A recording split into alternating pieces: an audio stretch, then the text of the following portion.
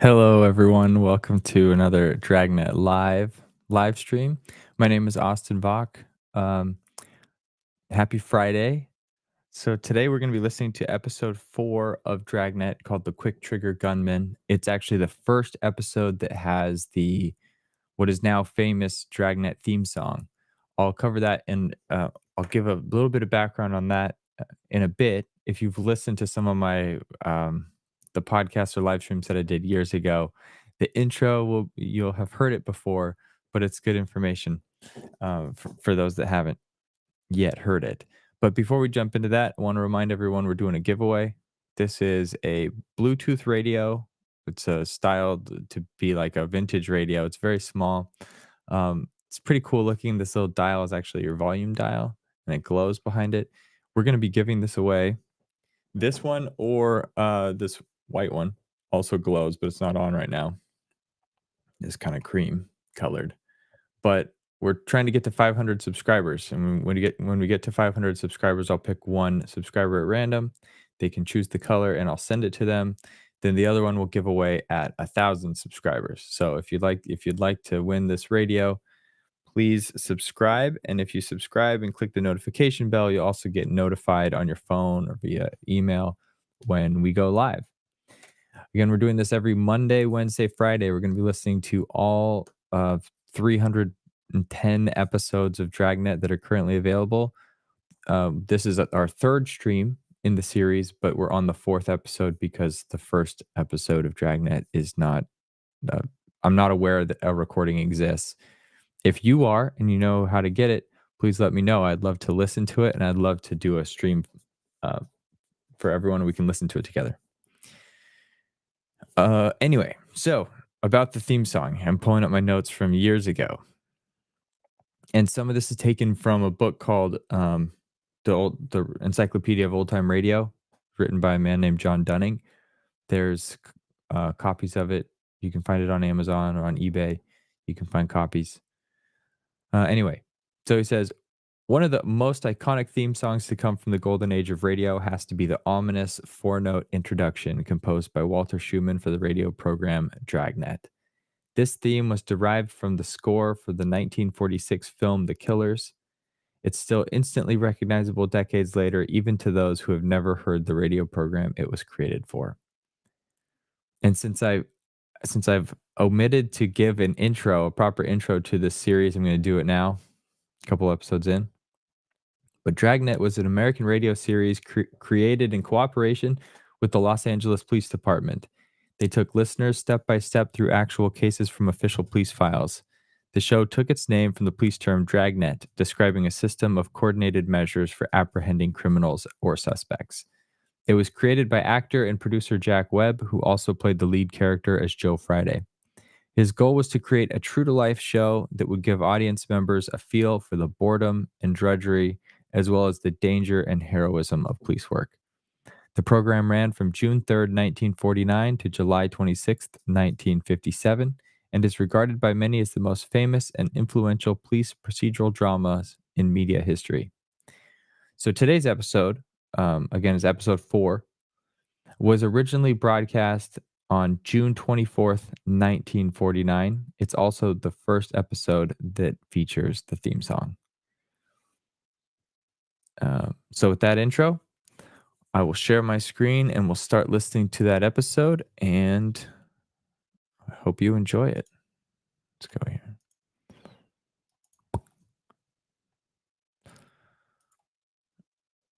And as it starts playing, just if someone could comment and tell me that you hear audio on your end. I always hear it because I'm listening through a different method, but just confirm that you hear it come through. Oh, also, if you're joining us today, please tell me where you're joining from. As you leave comments during the live stream, if they're relevant to the story or what we're discussing, I'll highlight them up on screen. I'm based in Seattle, so hello from the West Coast. Okay, let me share this. Hello and welcome to Dragnet from otrgold.com. This episode will begin after a brief message from our sponsors.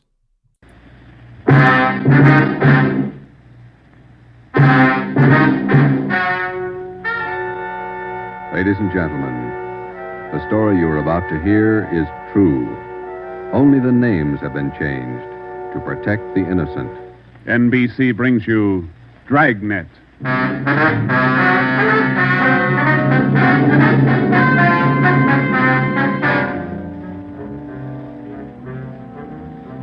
You're a detective sergeant. You're assigned to homicide detail. A gang of quick-trigger gunmen have moved in on your city. They've given public notice that they'll kill the first cop who tries to take them. You know the risks. Your job, apprehend the suspects. Dragnet, the documented drama of an actual crime, investigated and solved by the men who unrelentingly stand watch on the security of your home, your family, and your life. For the next 30 minutes, in cooperation with the Los Angeles Police Department, you will travel step by step on the side of the law through an actual case, from beginning to end, from crime to punishment. Dragnet is the story of your police force in action.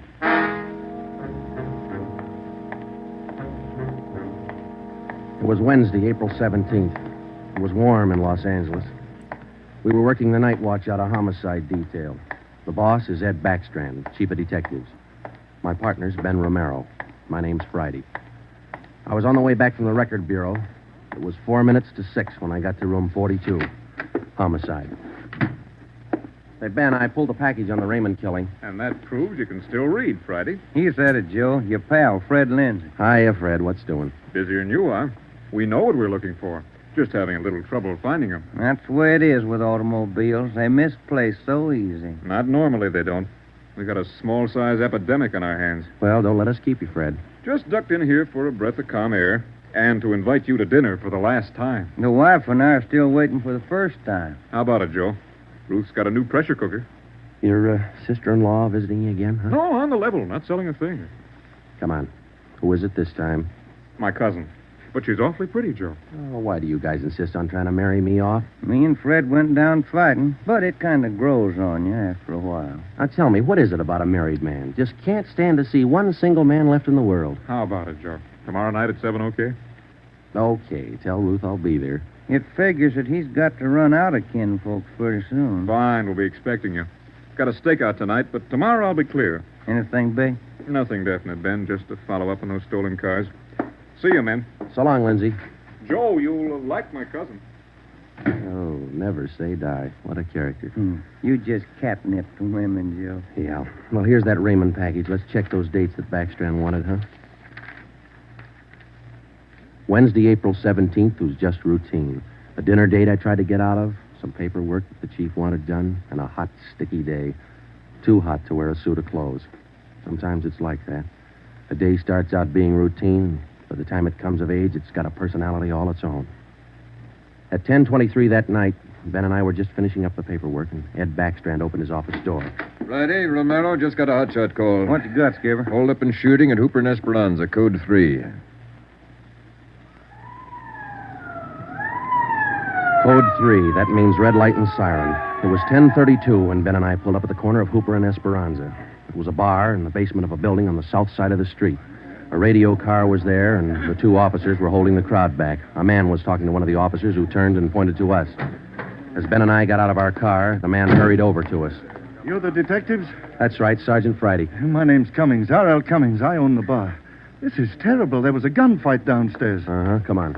Where's the ambulance? One of the officers in the radio car said we needed the coroner. Did you see the actual shooting? No, I didn't. Here's the fellow that was shot. Oh, there's Jones from the crime lab. Hello, Friday. Romero. Hi, Lee. What do we got here? Pretty bad. Looks like a shotgun. Close range. He really got in the way of it. Ben. Yeah. It's Fred Lindsay. Motor theft. He was on a stakeout, Lee. Tell us about it, Mr. Cummings. You know this fellow, Sergeant? Yeah, we know him. What happened? We had a holdup tonight. 3 men. Yes, go on. Well, business was good, real good.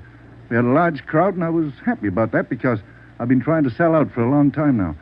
I've been showing the place to different parties all week long. I had a fella coming over tonight to take a look at it. What time was that? Oh, a little less than an hour ago, about 9:30. I see. Go ahead. It was almost time for this man to show up, so I called Eddie, that's my bartender, and I told him to kind of keep a lookout for the man because I was going back to the office to get the books ready to show. You know how it is when you want to sell a business.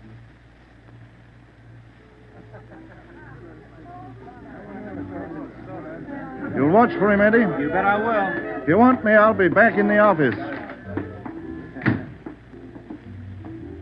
Keep your mouth shut and stand still. Huh? You own this bar, don't you? Well, yes.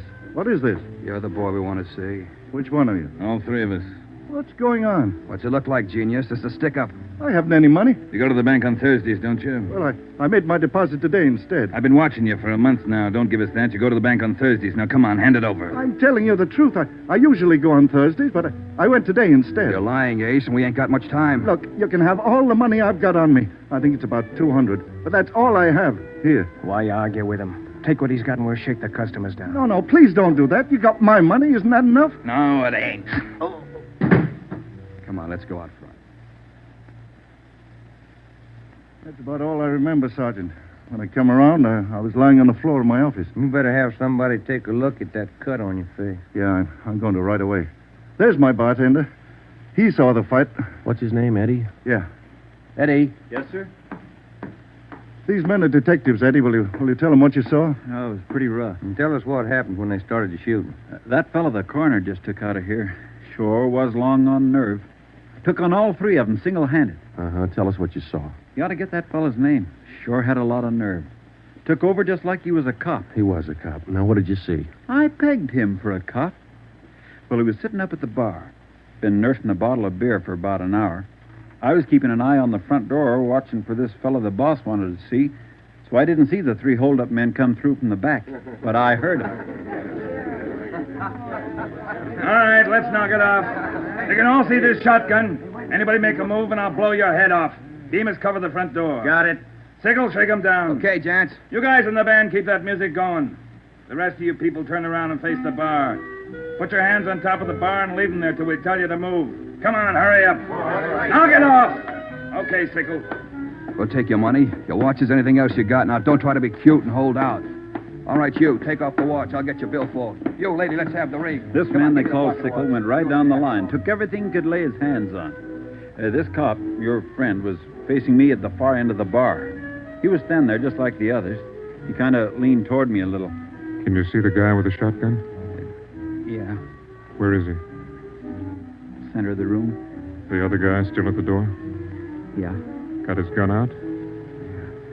holding it in his right hand. How far down the line is the other guy? About 10 people away. Hey, you two down at the end there. Knock it off. Hurry up, Sickle. Doing the best I can. Come on, let's have the purse, lady. You, next to the lady here, get the watch off. I'll take this wallet over. How far away now? He's getting closer. But we better shut up like he says. I'm going to take the one with the shotgun first. He'll blow you to pieces. I got a gun. How far away is that guy now? I thought Jans told you two to shut up. All right, Sickle, try to move and I'll break your back. Let me go. Go ahead and shoot, Jans. Stay away from him, Sickle. All you people at the bar, down on the floor. Okay, you with that shotgun, drop it. Demas, can you get a shot at him? Not without hitting Sickle. Come on, you, I'm waiting. You got us all wrong, boy. We like Sickle, but not that much. The cop was holding Sickle as a shield. When the big guy let go of the shotgun, both the cop and Sickle ducked. The cop didn't get hit. But this man Sickle fell over on his face, grabbed at his arm. The man with the shotgun went down on one knee, holding his stomach. The man at the door took a shot at the cop, but he missed. Then the cop fired 3 shots at the man by the door. Looked like the first 2 missed, but the last one caught the man in the leg and he went down. Well, by this time, the big guy with the shotgun had recovered enough to hold his weapon again. I tried to warn the cop. Look out! The guy with the shotgun! I see him. The cop pointed his gun and pulled the trigger, but he was out of shells. Boy, Sergeant, my stomach knotted up when I heard that hammer fall against those empty chambers. The cop threw his gun at the guy with the shotgun and then ran right at him. You know, it was just as if that cop was trying to run right down the barrel of that shotgun. I glanced at the cop on the floor, and then I tried to follow the 3 of them as they made their way out of the bar.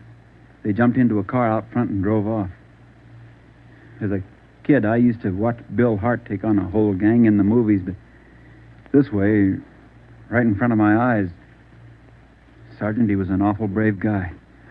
Did you get the license number of their car? No, I didn't. I couldn't see very well. You got a pretty good look at all three of the men, though, didn't you? I believe I'd recognize any of them. Thanks, Eddie. What's your last name? Bowers. Eddie Bowers. Got that, Ben? Yeah. You'll be hearing from us, Eddie. We may want you to look at some pictures for us. Glad to help any way I can, Sergeant. I hope you get the men that shot this cop. You're sure going to try, aren't you? Yeah, Eddie. We're sure going to try. The next step was for Ben and I to make a complete report to Chief Ed Backstrand. They got Lindsay, huh? That Fred Lindsay an auto theft? Yeah, that's right. Good cut. You say he wounded 2 out of the 3 in that holdup? Yeah. That means they'll have to have medical attention in a hurry. We'll check all the small hospitals, cover all the drugstores to get a line on anyone who's bought medical supplies in the last hour. Uh-huh. As soon as medical detail notifies Miss Lindsay, I'd like to go over and see her. Smith from the medical detail's out there now. By the time you get back, we may have a flash in the drugstores or hospitals. We'll be back in 30 minutes. Call in when you get out there. Right, Ed. You might carry this with you. Yeah? I'm sick. I'm sick to my stomach about this thing. I want you to get those 2-bit punks. I don't want them to see another sunrise. Got that, haven't you? Yeah, Ed. Let's go, Ben. Chandler? Yes, sir. Put out an APB. Have communications broadcast the descriptions of these suspects every 30 minutes until further notice. Get them to communications right away.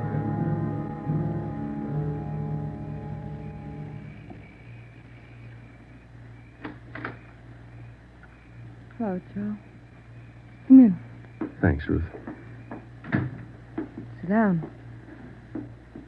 Ruth, you know how we all feel. It's all right, Joe. You're married to a cop. I guess you're meant to expect things like this. He'd like that. Fred and I used to discuss the possibility of this. Used to worry about him. I used to worry a lot, Joe. And all those nights when he was away and the days, I used to worry. Now I know he's safe. Anything you want or you need? Thanks, no, Joe. Anything at all that I can do? Yes, Joe. I think there's something you can do. You and Ben are assigned to this case, aren't you? That's right. Then be careful. I was thinking that you and Ben will have to face those killers. Ben's wife. Be careful, Joe. Yeah, Ruth, we will. Oh, sure. I want to see you get the men that did this to Fred. More than anything, I want that. No more heartaches. Yeah. Thanks for coming by, Joe.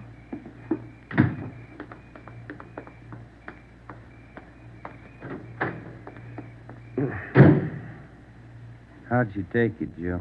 Let's go.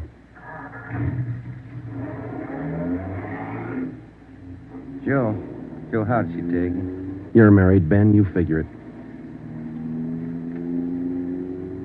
It was 11:30 when we got back to Central Division. As we walked into the squad room, Backstrand was waiting for us. Friday, we just got our first lead. We've located a druggist who said he sold some medical supplies to a man about 45 minutes ago. There's the address. Pretty close to the scene of the shooting. Hop out and see him right away. The Rex Pharmacy was exactly 14 blocks from the Red Feather Bar where the shooting took place. Rex Pharmacy was like your corner drugstore, complete with apothecary jars and shower curtains. The druggist was the same little man who's been prescribing sulfur and molasses since you were a kid in school. I'm just about ready to close. What can I do for you, gentlemen? We're from the police department. I've been halfway expecting you fellows. We got a report that you sold some medical supplies to a man about an hour ago. Yes, sir, that's right. It's like I was telling those other officers that were here a while ago. There was something funny about that little fellow. How you mean? Well, for one thing, he came in here sweating quite a bit. Of course, it's a warm night, but he seemed terribly nervous. Anybody with him? No, he was all by himself. What did he buy? Well, it wasn't so much what he bought, but how much. What do you mean? You know how most people buy iodine, a little 10-cent bottle. He bought a couple of pints. Then there was all that gauze and adhesive tape. Bought enough to repair a small army. Cotton, box of swabs. Then he asked me something that made me wonder. What was that? Asked me if I had something to probe with. That's just the way he said it. Something to probe with. I asked him, what do you want to probe for? What'd he say? Said a splinter. I told him a sewing needle would do the trick. He said, forget it, and then he paid me and walked out. Uh-huh. Could you describe the man? He was a small man, dark. Like I said, awful nervous. You think you could identify him? Oh, sure I could, if I ever saw him again. Well, did he leave on foot, or was there a car outside? Left in a cab, parked right out in front. Couldn't miss it. Did you happen to take down the license number? Well, no, I didn't. But I did jot down the taxicab number.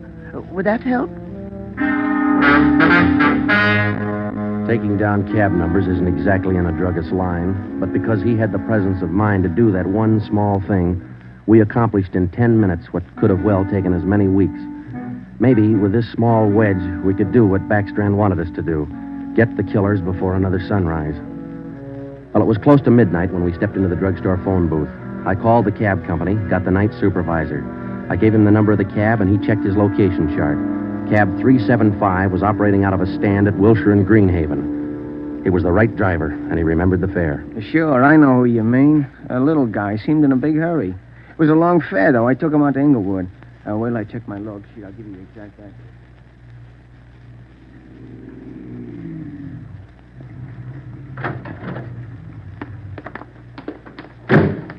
Here it is, Joe. 1523 Imperial. It's the rooming house. Yeah, come on, we'll check with the landlady. Kind of late, Joe. Yeah, let's stand away from the door, huh? Might not be the landlady who answers. Yes, what do you want? Police department. Oh, well, just a minute. Let me see your badge. There you are, ma'am. I'm Sergeant Friday. This is Romero. Homicide. All right.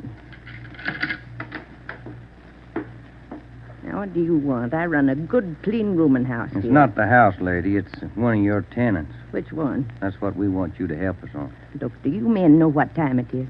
Come back here in the morning. Sorry, this can't wait till morning. Well, I'm not going to invite you in. We'll talk right here on the porch and keep your voices down. My tenants work during the day. Whatever you say, ma'am. Now, what is it you want to know? We're looking for a small, dark man. Well, I got 3 here. Could fit that description. No, he came in late tonight, about 45 minutes ago. I wouldn't know about that. I don't spy on my people. This is very important. You'll have to keep your voices down. Sorry. He's dark and he's small. Oh, I didn't just say he was dark. You must mean Mr. Tyndall. What's he done? What's his room number? He's in room 10, but I can't allow you to tramp up and down the stairs at this hour. You'll wake all my roomers. We'll be as quiet as he wants us to be. Now, what do you mean by that? Is there going to be trouble? I don't know, lady. Where do we find number 10? The end of the hall, last room on the right, and keep your voices down. If you'll just wait in your room, lady, we'll call you if we want you. Okay, here we are.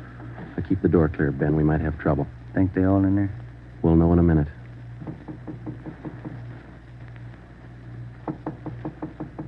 Who is it?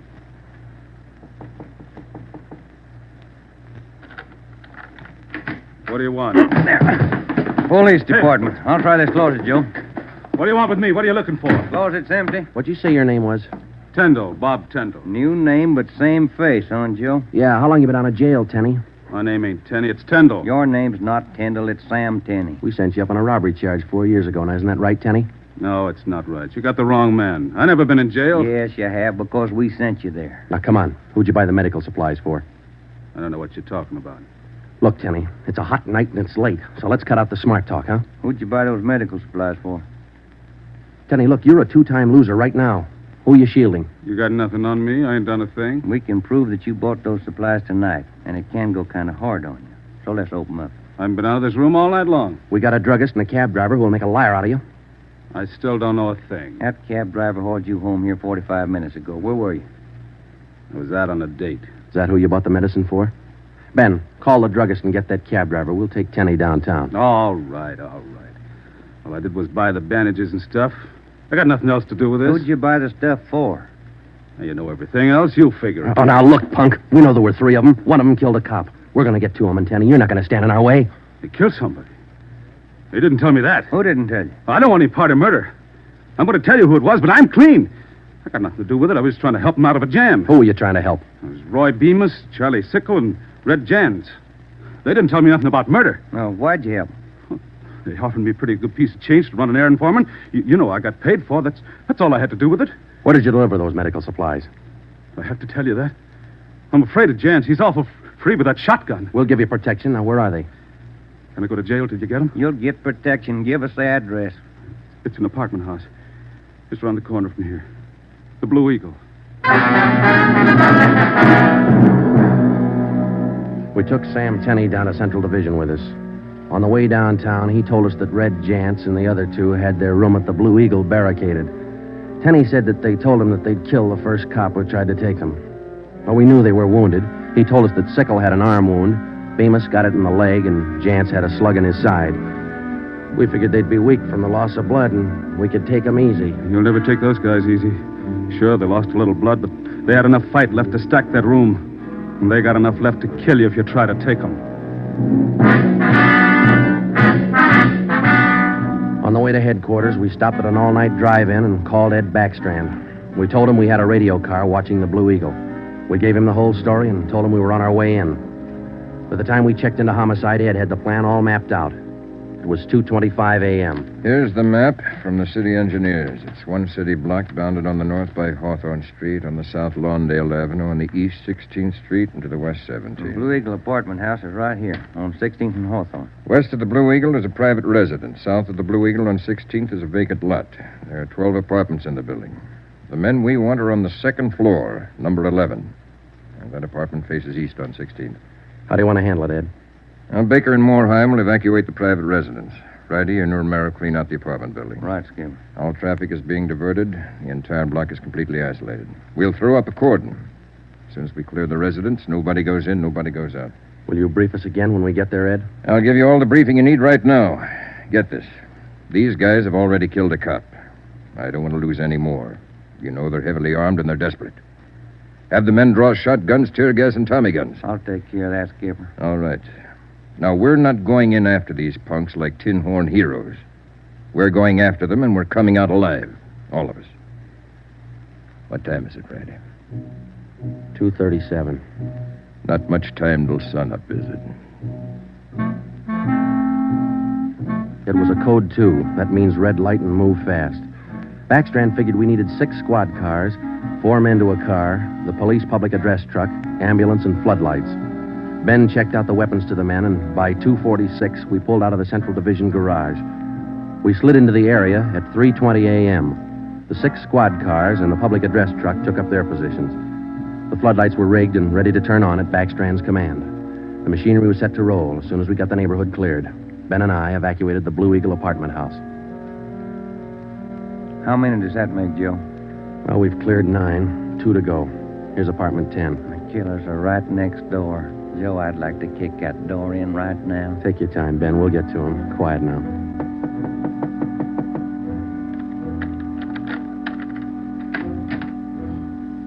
Yeah, what is it? Police department. May we come in? Yeah, of course. What's the trouble? No trouble. We're evacuating the building. Now, we'll have to ask you to leave by the back door. We'll notify you when to return. Please leave quietly and lock your door. What's going on? No time to explain. Thank you very much for your cooperation. Okay, now, we'll skip 11 and go to 12. Yeah.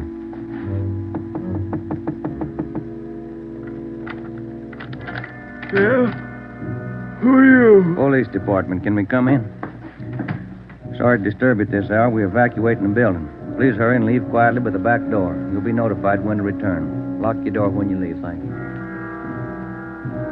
It was 4:10 a.m. Everything was set now.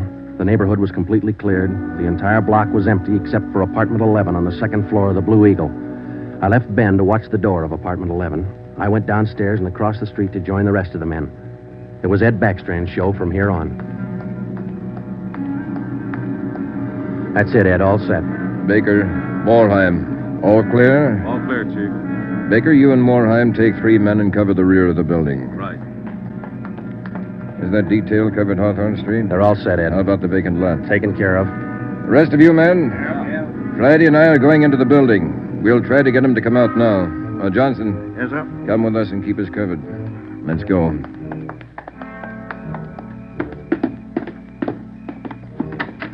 Apartment 11's up at the head of the stairs, Ed. Right.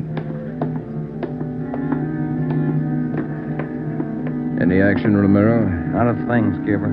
Keep down, all of you. I'll try to get them out. Jantz, Bemis, Sickle, you're all alone. The building's clear. Come on out with your hands behind your head. Come on out, Jantz, or we'll come in and get you. You hear me? I hear you, Ed. Come on, let's get out to the street. Johnson, cover that door and be careful. Keep down. Right, Chief. Friday, Romero, come with me. We left Sergeant Johnson to watch the door, and we ran out into 16th Street and ducked down behind the police sound truck. The floodlights hit the side of the building. Backstrand grabbed the microphone. Jance, Bemis, Sigel. You've got 30 seconds to come down out of that room. Walk out backwards with your hands behind your head. Stay together. Don't fan out. 30 seconds, Jance. They're making it tough, Ed. Romero, lob some tear gas through that window. Right, Skipper. Come on out, Bemis. We're giving you a chance. That's more than you gave that cop in the bar. Come on out. That's Jance, Ed. He isn't coming out. They must have got Johnson because they're in another room. Shoot the gas in there. That's not going to get him out, Ed. Give it time, Friday. Burn those floodlights in up there. Friday, rake that second floor with the Tommy gun. Let's keep them in one room. Right. Hold your fire, Friday. George, give us a couple of masks. Ben and I are going in. The rest of you men concentrate your fire on those 2 rooms. Hit them down. Here's your mask, Joe. Let's go. Come on.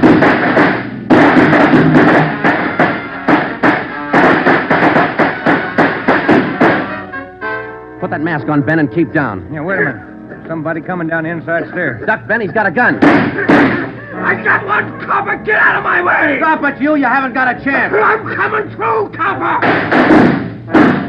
I think I stopped him, Joe. Can you see Johnson? No, it's too much gas in there. All right, you two up there. We got one of you. The other 2, come on out. Joe, think we got him? I don't know. Can you see Johnson? No, Joe. It's still too thick in there. I'm going in, Ben. Cover me. Come on. We know there are 2 of you up there. Just one, copper. Throw your gun down the stairs ahead of you. Hurry up.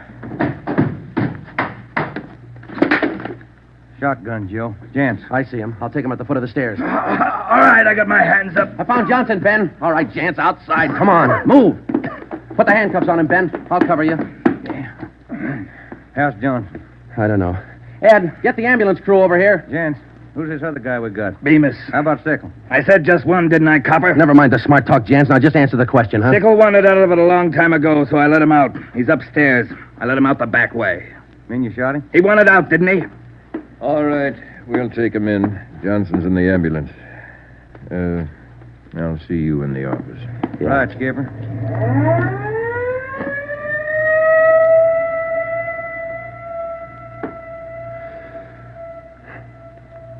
How about a smoke, huh? No. Yeah. Here you go. Backstrand said he didn't want those men to see another sunrise. Yeah. 5 minutes to 5, Joe.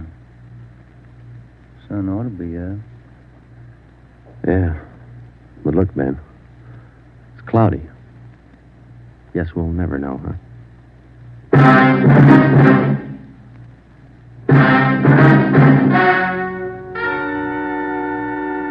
The story you have just heard was true. Only the names were changed to protect the innocent.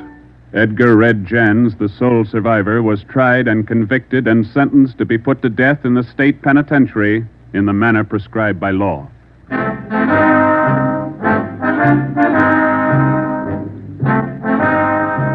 You have just heard the 4th in a new series of authentic cases from official files. Technical advice for Dragnet comes from the office of C.B. Horrell, Chief of Police, Los Angeles Police Department. Tonight's program is dedicated to radio car patrolman Forrest E. Sawyer of the Denver, Colorado Police Department, who on the evening of March 8, 1937, gave his life so that yours might be more secure.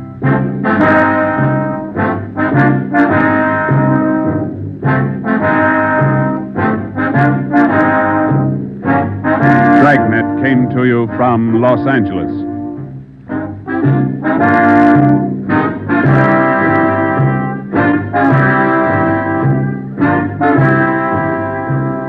This is NBC, the national broadcasting company.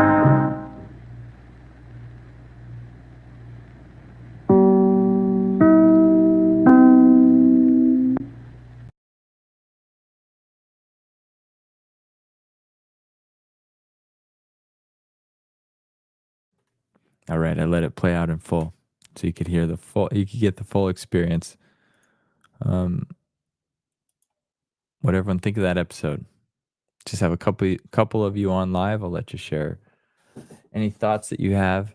Um, I'm also going to take the opportunity right now to highlight this question. No one has answered it, so maybe people watching it later can tell me. Um, I've always been interested in how they do the sound effects, how they do the Foley art, uh, the yeah, how they make the sound effects on the radio.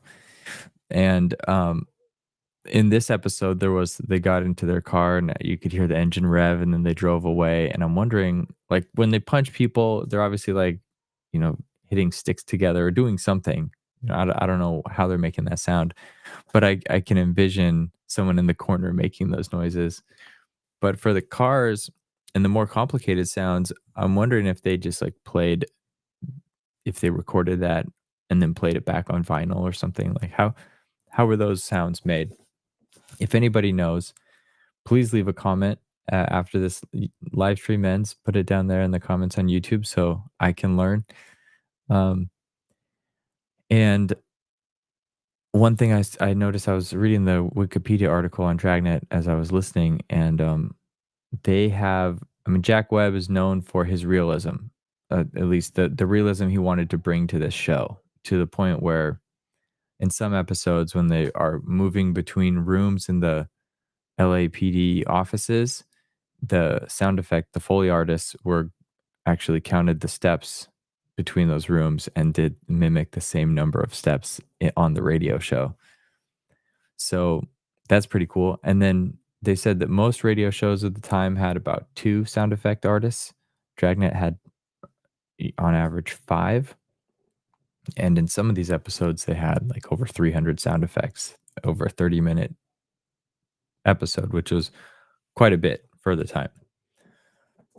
So yeah, if anybody is an expert on old time radio Foley sounds, please let me know. Oh, hang on. Incoming factoid from Clazy8. This is one of my favorite examples of realism is when Friday makes a long distance call to Utah or Nevada.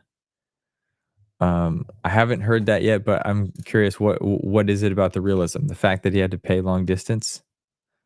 Or was there something else that added to that realism? Welcome, Joshua. I forget, you told us where you're dialing. You told us where you're listening from, but I forget where it was. Clazy8, I don't know where are you tuning in from? I think I'm gonna start tracking like the record for who's the longest. Right now we have Thomas joining occasionally from the UK. It's pretty far away. Alabama. Thank you. Hansville, Alabama. Well, thanks for being here. Okay. Well, I think that's where we'll end for today. I wish you all a happy weekend, and I'll see you back on Monday for the very next episode. Have a good one.